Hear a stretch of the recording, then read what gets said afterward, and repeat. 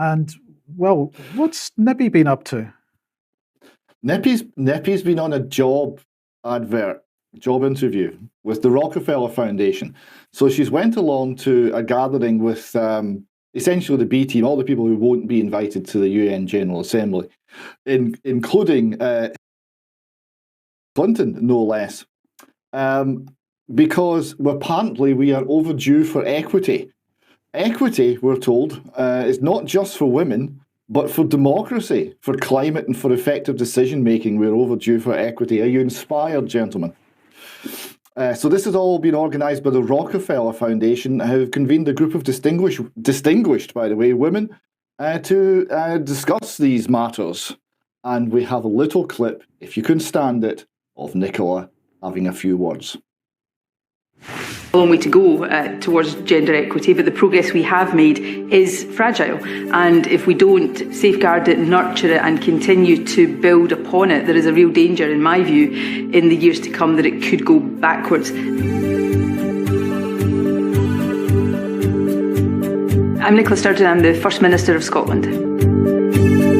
I think if more women are in leadership positions, that acts as a catalyst for change elsewhere. There's a wealth of evidence that whether we look at governments or the boards of companies or other organisations, if there is greater gender equity in the representation on these bodies, then decision-making is more inclusive and better. If you look at climate change, women disproportionately are on the front line in climate change, particularly in the Global South. Women have child caring responsibilities, disproportionately have the responsibility to get food for their families, work in agriculture, and these are the women that are impacted by climate change right now.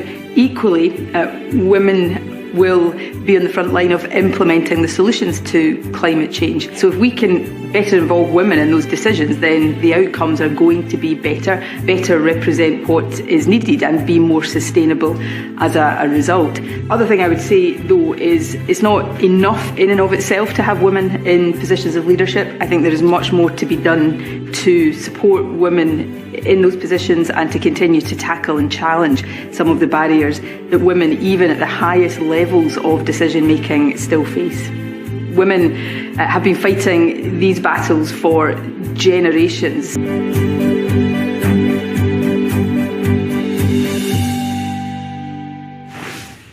I'm confused. David, how does that work with the trans agenda? We'll come to that.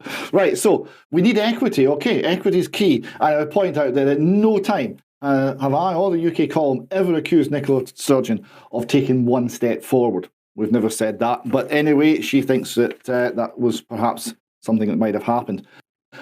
So apart from photo shooting, this has been pretty light on substance. So we see her here having another photograph taken with Hildy, and have to say, Nicola, beige isn't your colour. Some of the other women, this African lady standing next to her has absolutely won the war of the fashion. It's fantastic. Nicola, not so much, but never mind. So this has all been done to launch a very light paper with very little information called Global Leaders Call for Urgent Action on Gender Equity. And they've got this quite shouty lady on the front. Now, this shouty lady is actually a Muslim lady in Kashmir protesting against Indian control of Kashmir. So this protest is nothing to do with gender issues. It's to do with geopolitics. So when there's a lie on the cover, you're thinking, well, this is quite strange. We've got a quote from Hilary. We live in a watershed moment, she says. Seldom has the world more urgently needed gender equality, and it's up to us to demand it. So this whole idea of demanding, constant whining and complaining about the system, this is part of kind of cultural Marxism. This is what Hilary comes from, and we've got more of this to come. David, if so I could... to say, there's sorry, Brian. David, just very quickly, I noticed that Hillary Clinton says gender equality, whereas the start was gender equity. And subtle differences are often important. So what's your take on the change of language? Well spotted, Brian. Yes, equity and equality are not the same at all. And we'll come to exactly the difference, but notice Nicola says equity because Nicola's right on. The Hillary's probably forgotten a line. She's talking about a line from 10 years ago. We have here a little piece which is essentially expanding on what Nicola was talking about, supporting women's leadership amidst pushback. I wonder why there could be pushback. It says democracy is under attack. By democracy, they generally mean kind of global communism, but still, democracy is under attack globally with serious implications for gender equity. So it's equity. That's the word that everyone else is using in this document. From Turkey to Poland, Iran to Myanmar, Afghanistan to Egypt, and most recently Ukraine, women are on the front lines defending against the simultaneous assault on women's rights and democratic values. Now, this is also interesting because the one thing that's not happening in the Ukraine is women being on the front lines, because there's women all around Scotland where I am from the Ukraine because they've left the Ukraine. And the men weren't allowed to leave because the men had to go and be in the front lines. So again, this isn't being honest. It continues, women's political participation and power threatens authoritarian governments who view women's leadership as tilting a zero-sum game of power politics. It's all about power.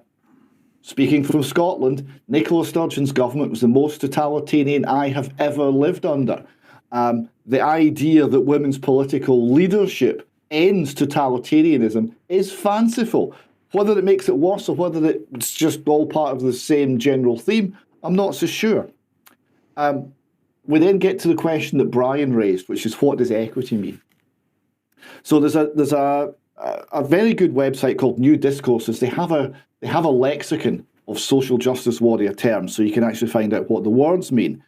Right? And here they say equity is often conflated with the term equality, which means sameness, and assumes incorrectly that we will all have equal access, treatment, and outcomes. In fact, true equity implies that an individual may need to experience or receive something different, not equal, in order to maintain fairness and access. Right? So equity isn't equality. Equity is being someone in the state deciding to basically harm you or discriminate against you for the greater good. That's what equity means. And the New Discourses continues. So it often is sought under a suite called diversity, equity and inclusion, DEI. Anyone who's involved in any UK major organisation will be familiar with this. And it also says, in early 2020, and rather shockingly, in the Washington State Legislature, an equity task force was assembled that offered the following definition for equity. Equity equals disrupt and dismantle. What do you think of that, Brian? I think, thank you, because of course for me that completely fills in the missing objective, which is you talk peace, reconciliation, togetherness, but actually you're working under the surface in order to break it down.